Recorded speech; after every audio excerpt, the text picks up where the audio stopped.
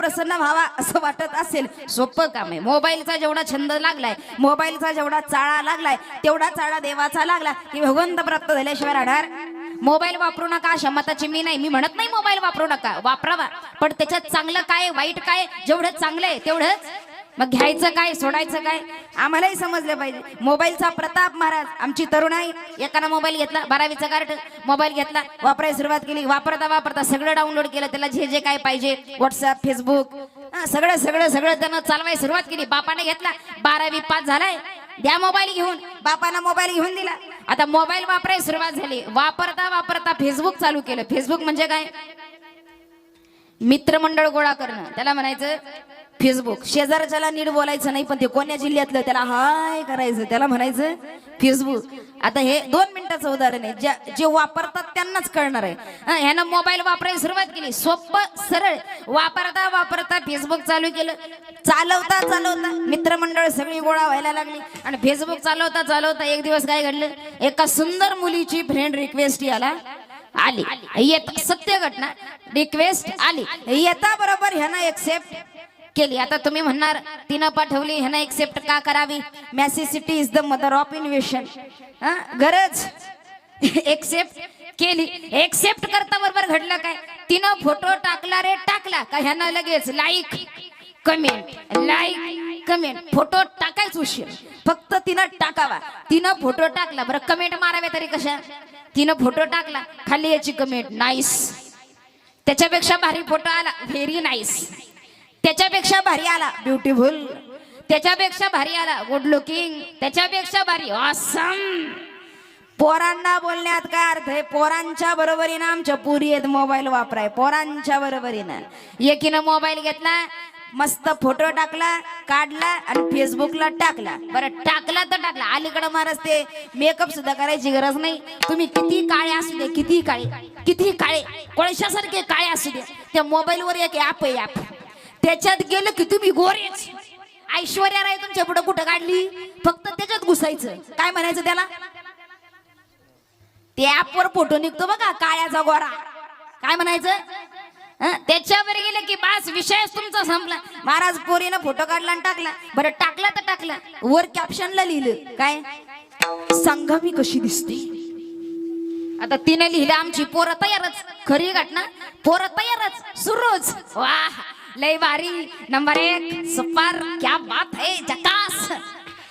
चालू एकावर एक. महाराज संध्याकाळी पोरीनं मोबाईल घेतला, आपल्या फोटो खाली काय काय आले बघा, बाबा बाबा 1000 लाईक 500 कमेंट, जाग्यावर फुगली, जाग्यावर प्रत्येकाला reply, thank you thanks thank you thanks very very thanks. प्रत्येकाला रिप्लाय द्यायला लागली, देता देता देता देता एवढी भुगली, थँक्यू थँक्यू थँक्यू थँक्यू. एका बहादरानं खाली लिहिलं होतं हडळ दिसते हडळ.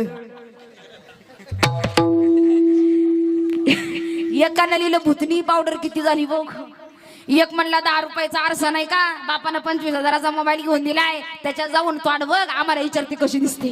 तेवढे धंद्यात का तुला पाहायची, सोपं नाही महाराज.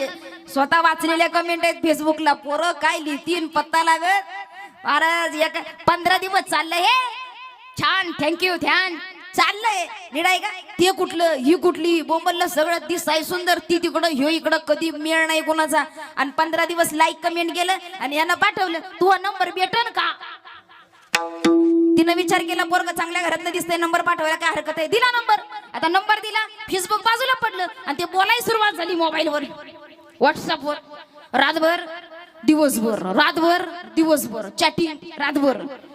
बर बोलाव तरी काय, जेवलीस का, पाणी पिलीस का, महत्वाचं पाणी पिली, रातभर दिवसभर. बर पोरगी एवढ्या चांगल्या घराण्यातली होती, ती म्हणली माझ्या घरामध्ये कडक शिस्त आहे, मला बोलायला मोबाईल मिळत नाही, अभ्यासासाठी 2 तास मोबाईल भेटतो आणि मिळालेल्या वेळेत मी तुझ्यासोबत बोलते म्हणे. अभ्यासासाठी मिळालेल्या वेळेत तो म्हणला तेवढा वेळ मला भरपूर झाला, तेवढाच का होईना बोल म्हणला, तेवढं मला नाही झालं. आता हे 15 दिवस चाललं व्हॉट्सअपवर चॅटिंग, 15 दिवस. आता 15 दिवस झाल्यानंतर जेवायचं ते घडलं. आता एक तर पोरी भेटना, यानं विचार केला भेटली तर घ्यायला कार झालं ना सुरू महाराज, जे घडायचं ते घडलं. मला तुझ्याशिवाय करमत नाही, तुला माझ्याशिवाय करमत नाही. मग मी जेव कसा, खाऊ कसा, झोपू कसा, जाऊ कसा. रातभर दिवसभर महाराजाचं बोलणं सगळं ठरलं.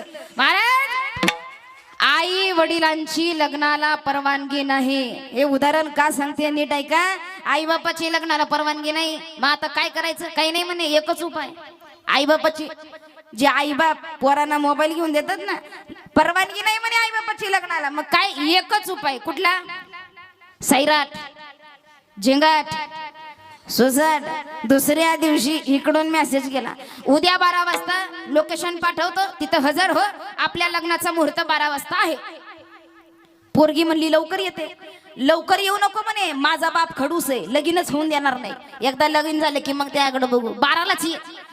दुसरा दिवस उसाडला. आता ती कुठली, हो कुठला, सगळी तयारी केली म्हणा, सगळी तयारी केली. पोरगी आली 12ला पोरगी मैत्रिणी सोबत आली. येता बरोबर बोलल्यावर नवरी उभी, कपड्याला बाशिंगण, हातात हार, ते मध्ये पडदा धरलेला. शुभमंगलम सावधान. घाई आला किती, लय घाई लग्नाची. झालं पाहिजे, उरकलं पाहिजे, सगळं उरकलं. मंगळसूत्र जोडवं, कुंकू लावलं. जीवनाचे जोडीदार झाले, साथीदार झाले, नवरा बायको झाले. आता संसार सुरू करायचा. पण जेवणाचा प्रोग्राम. मंडळ जेवाय बसलं. मध्यभागी नवरदेव, बाजूला मित्र.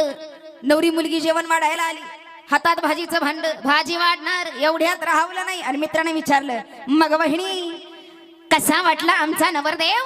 कसा वाटला म्हणता बरोबर बाईनं भाजीचं भांड खाली ठेवलं, त्याच्याकडे बघितलं आणि त्याला म्हणते,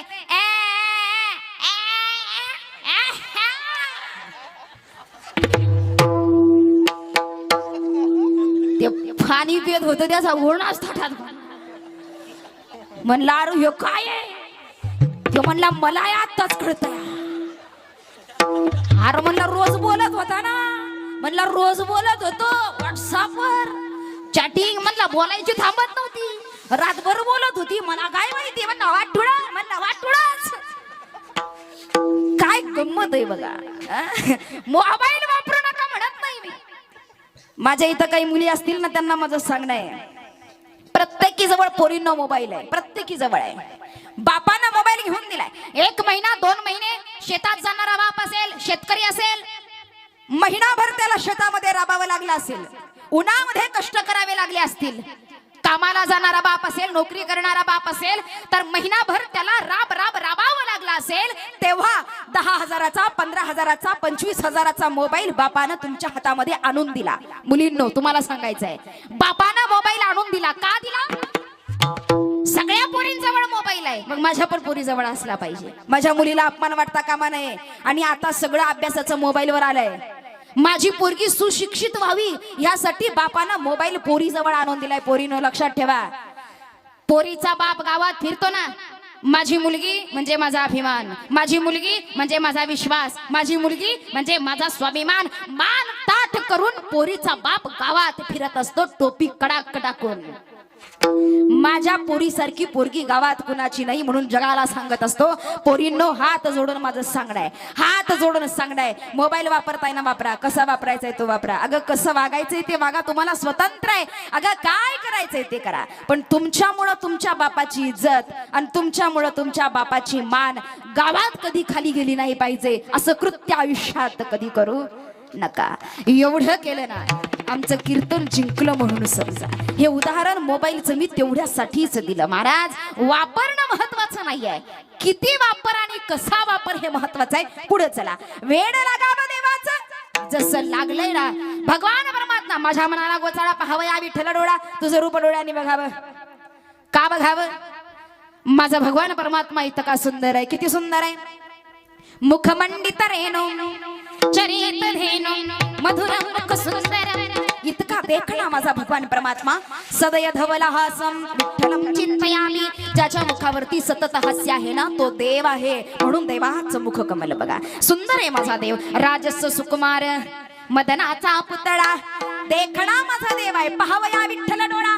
या भंगामध्ये महाराज सांगतात, देवाचं मुख कमल बघा. का? देव सुंदर आहे. का बघायचंय देवाचं तोंड?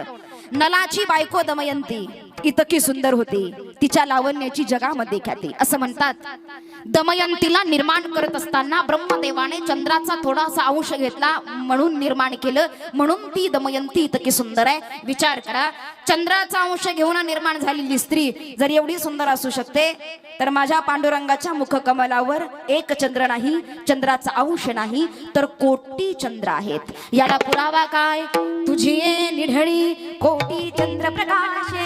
ज्याच्या मुखावरती एवढा चंद्रप्रकाश आहे ना, तो भगवान परमात्मा माझा देखणा आहे, सुंदर आहे. देवाचं तोंड बघा. आमची तोंड बघायला का सांगितली नाही? त्याचंही कारण आहे. काही काही लोकांच्या तोंडावर 24 तास 12 वाजलेले, नाकावरची माशी हालत, सतत सडेल तोंड, सतत सडेल. महाराज सांगतात असली तोंड बघण्यापेक्षा देवाचं तोंड बघा. पहावया विठ्ठल डोळा, तुझं रूप डोळ्यांनी बघावं. तुकोबराया तुम्हाला प्रपंच नाही का? परमार्थ करताय सतत, संसार नाही का? देवाचं मुख बघायचंय. अहो बायका मुलं जरा बघा, संसाराकडे बघा. तुकोबराया सांगतात मायेचा बाजार असणारा संसार, या संसारामध्ये माझं मन रमत नाही, संसाराची गोडी मला नाही. अभंगातील दुसऱ्या चरणामध्ये महाराज वर्णन करतात.